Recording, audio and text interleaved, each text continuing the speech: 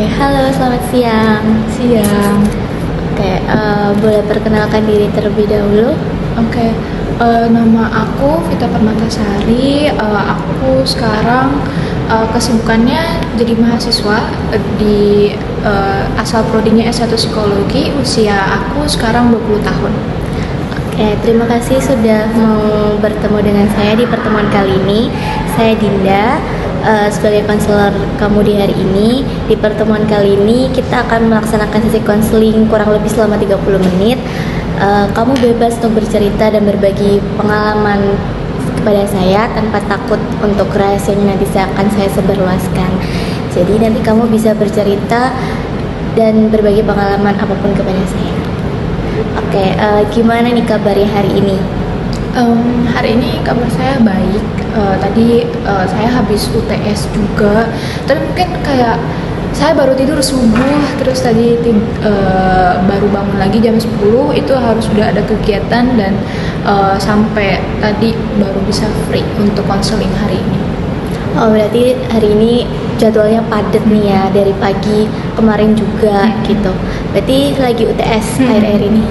Karena lagi UTS jadi mungkin lebih agak padat aja ngerjain tugas-tugasnya. Nah, gimana perasaannya di akhir-akhir ini yang lagi padat rutinitasnya? Apa ya, so sih, tapi karena mungkin tugas-tugas UTS ini mostly itu udah projectnya tuh udah dikerjain dari minggu-minggu sebelumnya gitu, jadi mungkin minggu ini tuh tinggal finalisasi aja gitu loh, jadi nggak yang begitu padat. Tapi mungkin beberapa mata kuliah kalau emang baru kirim tugasnya itu minggu ini, ya mungkin lebih agak keteteran aja sih ngerjainnya gitu.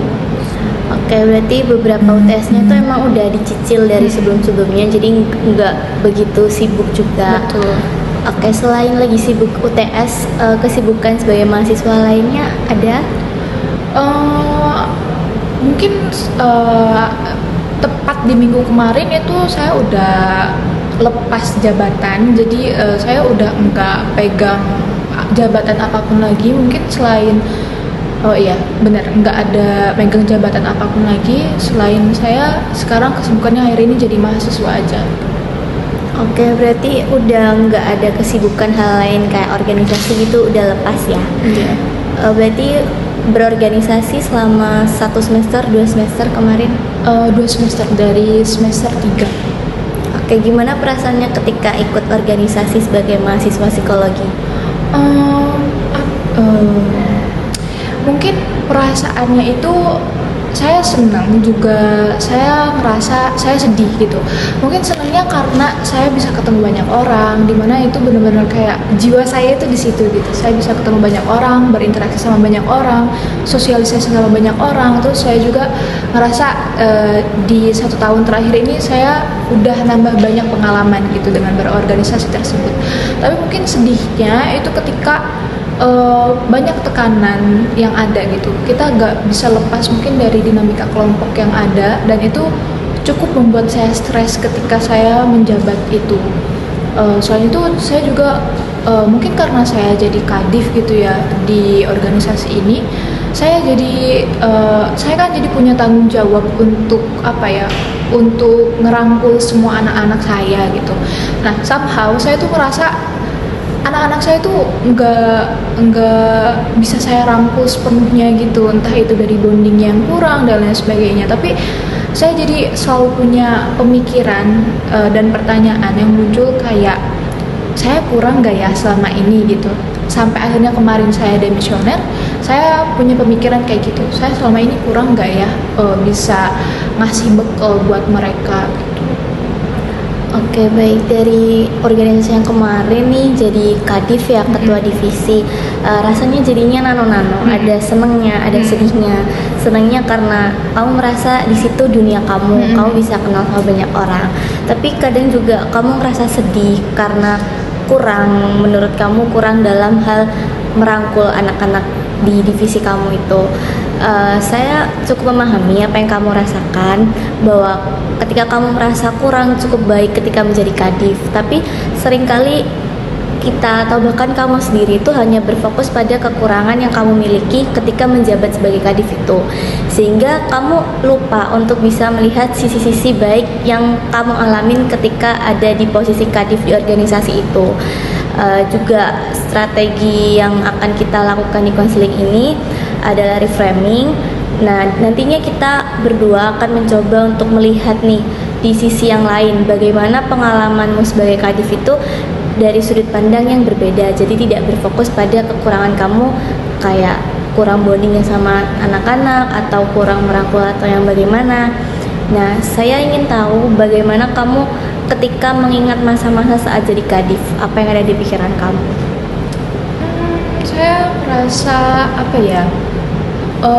Saya ngerasa saya deep down, maksudnya dalam diri saya yang paling dalam, tapi nggak saya tunjukkan ke orang-orang. Saya itu banyak marahnya, banyak kecewanya dan lain sebagainya. Tapi saya nggak bisa tunjukin itu karena ya udah, saya emang nggak bisa nunjukin kemarahan saya gitu loh ke orang lain. Jadi saya pendam itu sendirian. Tapi ya sebenarnya dalam diri saya ini saya banyak marahnya gitu-gitu. Jadi saya mengingat kalau ditanya terkait bagaimana pikiran saya selama menjadi kadif kemarin, saya hanya mengingat bahwa saya kemarin ini banyak marahnya loh gitu, tapi saya nggak bisa nunjukin itu. Oke, ketika kamu kembali lagi berpikir di masa-masa kamu menjadi kadif, berarti kamu sering kali memendam rasa marah. Marah-marahnya itu yang gimana? Karena ada kurang atau gimana? Kenapa perasaan marah itu bisa muncul? Mungkin karena gini, karena kan divisi saya tuh emang terkait kepenulisan, yang mana itu kan pasti ada deadline tertentu yang emang harus dipenuhi kan untuk bisa capai project-projectnya itu. Nah, somehow anak-anak saya tuh mungkin ya somehow anak-anak saya tuh kayak hilang-hilangan. Nah, itu yang membuat saya sulit untuk reach out-nya. Kayak bukannya ini kayak misalkan udah saya lakuin evaluasi dan lain sebagainya, tapi evaluasi yang dilakukan itu nggak pernah diindahkan gitu. Seakan-akan itu hanya bualan kosong, yang mana evaluasi kan seharusnya jadiin pembelajaran untuk lebih baik ke depannya, tapi itu semua tuh nggak pernah diindahkan gitu. Pada akhirnya ya terus mengulang kesalahan yang sama gitu. Jadi saya ngerasa kayak evaluasi atau apapun yang udah kita lakuin apa sia-sia dan lain sebagainya gitu loh. Jadi saya pun udah di titik mau mengingatkannya pun udah kayak keburu capek dan lain sebagainya, karena saya tahu omongan saya ini tuh belum tentu diindahkan, even itu untuk kebaikan kita bersama kayak gitu. Berarti ketika kamu merasa marahnya itu karena di divisi kamu ini anak-anak yang ada di dalamnya juga berulang kali melakukan hal yang sama, yang emang sebenarnya dibutuhkan dalam divisi itu, tapi mereka hilang-hilangan. Dan kamu sebagai kadif sudah mencoba untuk mengevaluasi dan merangkul mereka untuk bisa kembali ke titik yang emang sudah jalannya di situ begitu. Ketika perasaan marah kamu sedih itu kan nggak kamu keluarkan, apa ada dampaknya ke diri kamu, dari dampak untuk organisasinya atau bahkan dampak untuk akademik kamu? Kalau untuk dampak ke organisasi sih kayaknya nggak ada ya, maksudnya saya tetap berusaha untuk profesional aja gitu di organisasi itu. Untuk akademik juga sepertinya saya masih bisa menyeimbangkan gitu, tapi mungkin ada dampak buruknya ke diri saya karena mungkin perasaan itu nggak keluar sepenuhnya. Saya tuh jadi kayak, bahkan saya tidur pun dengan keadaan kepala saya tuh ngerut kayak gini karena benar-benar saya tuh banyak pikiran gitu. FYI, mungkin ini tuh bukan ini tuh hanya salah satu organisasi. Di organisasi lain tuh kan pasti berjalan bersamaan juga. Nah, itu tuh banyak semerawutnya secara bersamaan yang ngebuat saya kayak ya itu dampak buruknya ke saya. Jadi saya nggak bisa ngeluarin itu secara baik. Saya jadi simpen di diri saya sendiri. Ya itu, saya bahkan nggak bisa tidur. Saya tidur pun pasti dalam keadaan saya tuh nggak enak hati, nggak enak pikiran, nggak enak segalanya gitu.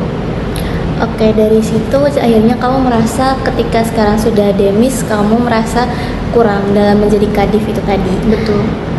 Perasaan itu baru muncul seminggu setelah demis itu ya? Apa bagaimana? Iya, sebetulnya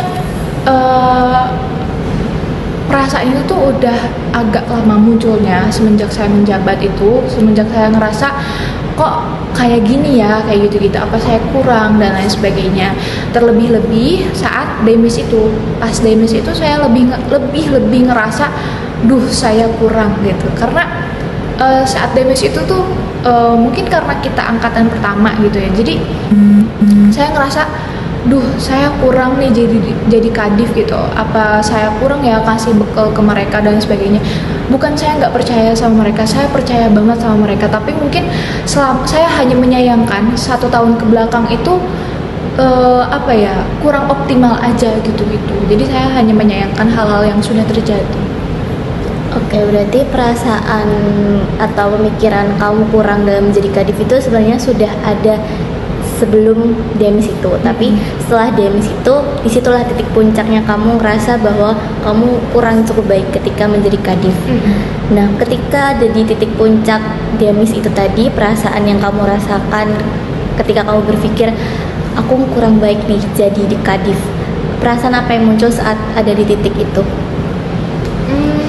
Sedih sih, saya benar-benar waktu itu malamnya saya langsung nangis, benar-benar semalaman saya nangis gitu, karena sebenarnya kayak saya ngerasa oh akhirnya saya bisa lepas gitu dari tanggung jawab ini semua. Mungkin setelah ini saya jadi beban saya tuh bakal hilang satu persatu gitu, tapi di sisi lain saya ngerasa ya sedih gitu.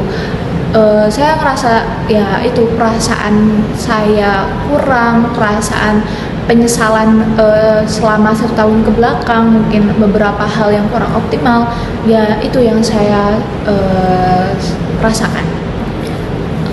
Tadi ada kata-kata bahwasanya kamu merasa sedih juga, tapi kadang ada rasa leganya ketika beban yang kamu tanggung itu lepas. Jadi selama menjadi kadif ini, apakah cukup berat yang kamu rasakan? Saya cukup berat, mungkin apa ya, banyak sisi yang pada akhirnya saya ngerasa bahwa ini tuh perjalanan yang berat gitu. Ya intinya tapi lebih banyaknya itu terkait dinamika kelompok yang ada gitu. Lebih ke kayak misalkan saya punya teman kerja, tapi nggak semua rekan kerja itu bisa diajak kerjasama dengan baik dan lain sebagainya, kayak gitu yang buat saya lebih merasa bebannya itu di titik seperti itu. Oke, di divisi kamu ini apakah banyak program kerjanya atau bagaimana? Jadi karena emang kepenulisan gitu, jadi kita tuh ada project 1 bulan itu 3 kali. Nah jadi semuanya itu terkait kepenulisan dan itu pasti ada di bawah tanggung jawab saya. Saya harus controlling itu, saya harus controlling terkait kualitinya dan lain sebagainya. Nah karena kan kita udah ada 2 angkatan, 23 dan 24. Saya kan angkatan 23.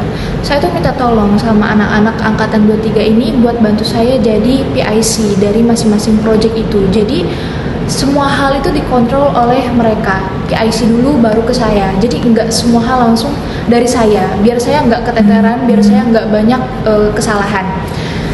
Tapi ternyata teman-teman saya juga ini tuh nggak sepenuhnya bertanggung jawab, lebih banyak hilang-hilangannya dan lain sebagainya. Jadi otomatis yang ambil alih tangan untuk tanggung jawab hal itu semua adalah saya, lagi-lagi saya, dan itu membuat saya marah, kesel dan lain sebagainya. Dan saya juga sedih karena lagi-lagi ini tuh semuanya tuh sesuai apa ya, dengan kesepakatan bersama. Tapi kita yang buat kesepakatan itu, tapi kita juga yang melanggar kesepakatan itu gitu. Karena saya tuh bukan tipe kadif yang otoriter yang harus ikut kemauan saya tuh enggak. Saya tuh pasti nanyain juga ke mereka kayak ini maunya kayak gimana, ini baiknya kayak gimana. Saya pasti orangnya yang seperti itu gitu. Tapi setelah itu menjadi keputusan bersama tapi tidak juga diindahkan, saya ngerasa kayak apa semua ini tuh kayak sia-sia ya gitu. Apa saya tuh juga nggak dipandang sebagai kadif yang baik juga ya, makanya mereka sampai nggak mengindahkan apa yang sudah kita sepakati bersama. Oke, baik. Saya paham bahwasanya di dalam divisi kamu program kerja yang emang 1 bulan itu ada 3 program kerja dan emang itu program kerjanya selalu ada, bukan yang cuma sekali program kerja itu selesai. Jadi itu berkepanjangan. Nah, di situ yang membuat kamu merasa berat menjadi kadif, tapi kamu sudah bisa untuk meminta tolong kepada orang lain tanpa memberatkan diri kamu terlalu lama. Tapi ternyata nggak semua teman kerja bisa membantu dan nggak semua teman kerja bisa satu pemikiran sama kamu. Jadi kadang di situ yang membuat kamu jadi keteteran lagi karena teman kerja yang kamu mintain bantuan juga hilang-hilangan. Nah, kamu juga jadi kadif yang tidak otoriter seperti yang kamu bilang tadi, bahwasanya kamu juga kadif yang ingin merangkul anak-anaknya, ingin mendengar pendapat mereka tanpa bisa memaksa gitu. Nah, dari persepsi kamu tadi yang akhirnya kamu merasa kurang nih menjadi kadif karena banyak anak-anak yang hilang, terus juga banyak dari program kerja ini yang gak semua anak menjalankan gitu. Dari sana kamu ngerasa kurang baik untuk menjadi kadif. Oke. Dari persepsi kamu tadi, itu yang menyebabkan kamu berpikiran selama organisasi kemarin saya kurang menjadi kadif. Nah, kalau kita melihat dari sisi lain nih, selain mengenai program kerja yang berkepanjangan tiap bulan ada, sampai anak-anak yang hilang-hilangan ketika dilakukan evaluasi pun mereka tidak berubah gitu. Kita lihat dari sisi lainnya, di kontribusi kamu sebagai kadif nih, apa aja yang sudah kamu berikan selain hal-hal yang itu tadi, entah di dalam organisasinya yang besar atau bahkan di divisi yang kamu tangani. Kontribusi ya. Oke. Mungkin karena ini adalah angkatan pertama di organisasi ini, jadi kami yang memulai. Jadi kami tuh nggak ada pegangan ataupun apa ya, maksudnya nggak ada yang bisa kami jadiin contoh gitu loh. Kita tuh mau ngeliat kemana sih organisasi ini tuh nggak ada, karena kami adalah angkatan pertama. Mungkin dari situ tuh jadi somehow saya juga tuh ngerasa bahwa apa nggak apa-apa ya, apa bisa dimaklumi ya ini semuanya, karena ya gimana pun kami tuh angkatan pertama, kami tuh berarti kayak perintisnya gitu kan. Jadi ya mau gak mau ya udah, yang sudah terjadi ya itu sebagai pembelajaran untuk perbaikan kedepannya gitu, kayak gitu. Oke, bahwa kontribusi yang kamu lakukan selama jadi kadif di organisasi itu berarti sesuatu hal yang memang kamu kerjakan tanpa ada pandangan nih, tanpa ada seseorang yang menuntun untuk kamu nantinya gini, karena memang kamu juga angkatan 23 yang memang sebagai pemula tanpa ada figur yang bisa dijadiin contoh. Oke, dari hal-hal positif selama menjadi kadif, seperti misal contohnya kamu berdiri sendiri tanpa ada yang membantu untuk menuntut jalannya. Nah, dari situ bisa diingat bahwa kepemimpinan kamu itu punya hal-hal yang positif. Ketika kita mengingat ulang kembali ke sana, hal-hal positif selama menjadi kepemimpinan kamu di divisi itu apa? Kalau boleh tahu. Hal positifnya. Mungkin itu hal positif yang saya lakuin berarti ya. Hal positif yang saya lakukan, mungkin saya nggak pernah memaksakan kehendak saya untuk semua orang. Menurut saya itu bisa jadi salah satu hal positif, karena banyak orang yang jadi pemimpin itu ya mereka tuh kayak seakan-akan mengharuskan gitu. Terus mungkin yang kedua, saya nggak pernah sekalipun marah sama anak-anak saya.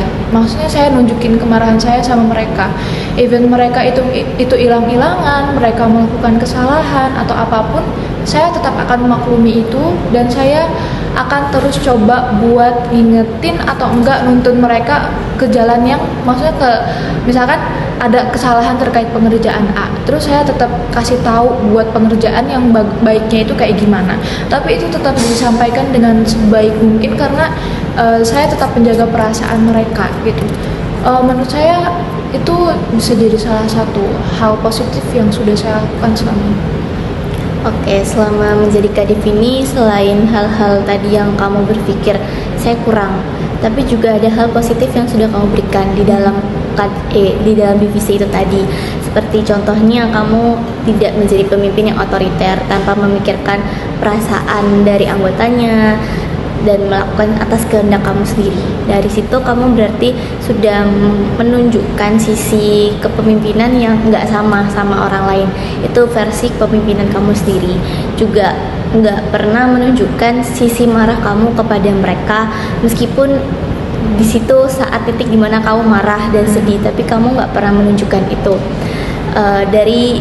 Dari kedua hal itu tadi sudah bisa menunjukkan hal positif kamu ketika menjadi seorang kadif, dimana nggak semua kadif punya jalan atau punya pemikiran yang sama kayak kamu. Mungkin juga di luar sana kadif yang lain nggak bisa nih ketika marah itu harus di depannya, karena beberapa orang juga berpikir bahwasanya kalau marah yang ditunjukin supaya anggotanya bisa berubah, tapi kamu berpikir bahwa ketika kamu marah di depan mereka nantinya perasaan mereka bagaimana, jadi kamu masih memikirkan perasaan anggota kamu. Oke, ketika kamu mengingat hal-hal positif itu tadi, apa yang muncul dalam pikiran kamu? Mungkin saya jadi muncul pemikiran, oh ada juga loh hal-hal positif yang udah saya lakuin selama 1 tahun ke belakang gitu. Jadi saya mungkin lebih mencoba untuk menghargai proses yang sudah saya jalani kemarin sih. Jadi saya nggak terus-terusan blaming atas apa semua yang terjadi, tapi saya mencoba untuk melihat sisi positif untuk menghargai diri saya juga gitu. Selama jadi kadif ke belakang tuh enggak berat loh jalannya, dan saya udah di titik ini, saya cukup berhasil gitu, sudah sampai di titik ini. Oke, bahwasanya persepsi yang kamu pikirkan di awal bahwa kamu kurang menjadi kadif, perlahan-lahan itu semua mulai mereda dengan hal-hal positif yang sudah kamu lakukan ketika menjadi kadif. Itu kembali muncul hal positif yang lebih banyak positifnya ya dibanding negatif yang kamu rasakan, sehingga ada label kamu kurang baik ketika jadi kadif. Saya minta kamu untuk coba bayangkan lagi ketika saat dimana kamu rapat evaluasi yang digunakan untuk mengeval anggota-anggota yang memang tidak bekerja sesuai job desk-nya gitu. Ketika rapat evaluasi itu sudah dilakukan, tapi tidak ada perubahan yang signifikan atau bahkan masih tetap tidak ada perubahan gitu, apa yang kamu rasakan saat itu? Saya sedih dan marah lagi-lagi. Saya tadi bilang bahwa selama ini di dalam diri saya mungkin banyak kemarahan dan kesedihan, tapi gak saya kasih unjuk ke orang-orang. Ya itu yang saya rasain gitu. Dari situ kamu merasa kurang dalam memimpin rapat evaluasi itu? Lebih tepatnya saya merasa saya kecewa dengan anak-anak saya. Mungkin saya sedikit kecewa karena evaluasi itu tuh kadang kan untuk perbaikan. Nah, saya tuh untuk perbaikannya itu aja pun saya tetap kasih kompromi ke mereka gitu. Ini maunya kayak gimana, ini baiknya kayak gimana, saya ada usulan kayak gini, kalian mau enggak, dan lain sebagainya. Itu tuh pasti selalu dengan kompromi dengan mereka, berarti dengan persetujuan mereka. Nah, ketika itu ya tadi saya bilang bahwa ketika itu tidak diindahkan, ya itu somehow membuat saya kecewa gitu. Jadi saya ada rasa kecewa, saya ada rasa sedih, saya juga ada rasa marahnya gitu. Oke, rasa sedih dan kecewa yang kamu rasakan ketika rapat evaluasi itu, saya memahami bahwasanya nggak semua anggota mungkin lagi dalam keadaan yang mau mendengarkan atau bagaimana. Ketika di rapat evaluasi itu kamu merasa marah, sedih, kecewa juga, apa kamu menunjukkan di depan mereka? Lalu ketika kamu pulang setelah dari rapat evaluasi itu, kamu merasa gimana perasaan kamu? Apa kamu nangis atau bagaimana? Mungkin kalau setelah rapat evaluasi itu tuh saya selalu ada pengharapan gitu, kayak ini mungkin besok bakal lebih baik nih, mungkin rapat evaluasi itu betul-betul akan dijadikan pembelajaran untuk kita semuanya lebih baik ke depannya gitu. Saya jadi ada pengharapan, saya kayak punya ekspektasi bahwa ya kita akan betul-betul optimal gitu sebagai divisi yang baik gitu. Saya berpikirnya seperti itu, tapi perasaan yang sedih, kecewa itu tuh muncul ketika sudah sudah mulai dijalankan tapi tidak sesuai dengan rapat evaluasi yang awal kayak gitu. Nah itu perasaannya muncul ya kayak gitu. Oke, berarti setelah dari rapat evaluasi itu kamu punya harapan yang besar nih dari hasil dari rapat itu, supaya nantinya ada perubahan yang muncul dari hal-hal yang buruk, makanya dilakukan evaluasi itu. Tapi ternyata harapan yang kamu punya itu nggak berjalan sesuai dengan ekspektasi kamu, dan jadinya kamu merasa kecewa dan sedih sebagai ketua divisi.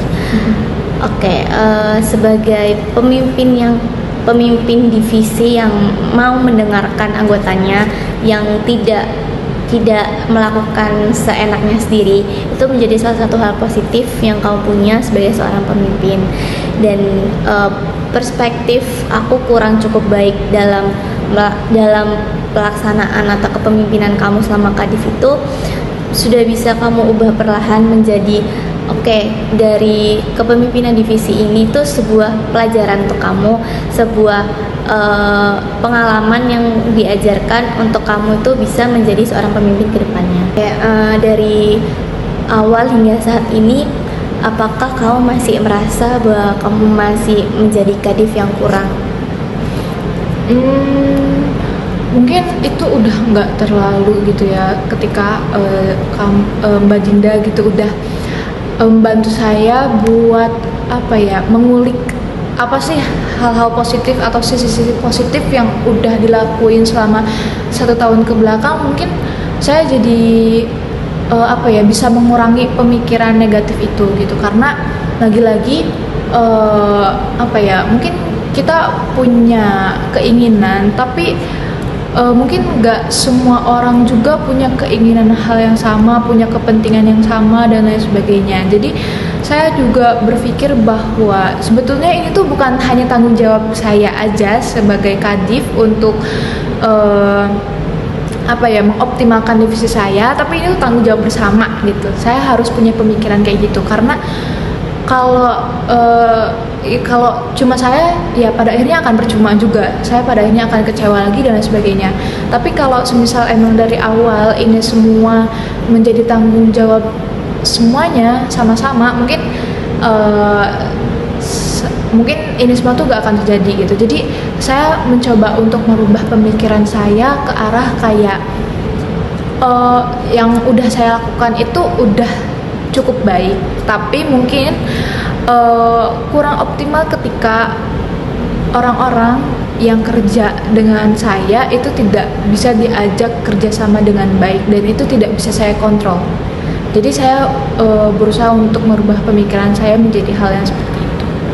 Oke, jadi kamu juga sudah mulai membuka atas pemikiran kamu supaya tidak terpaku bahwa kamu selama ini kurang menjadi kadif, karena bagaimanapun di dalam divisi itu tidak cuma berisi pemimpin tapi juga ada anggota, yang dimana divisi yang punya program kerja itu juga dijalankan sama-sama, bukan yang satu orang.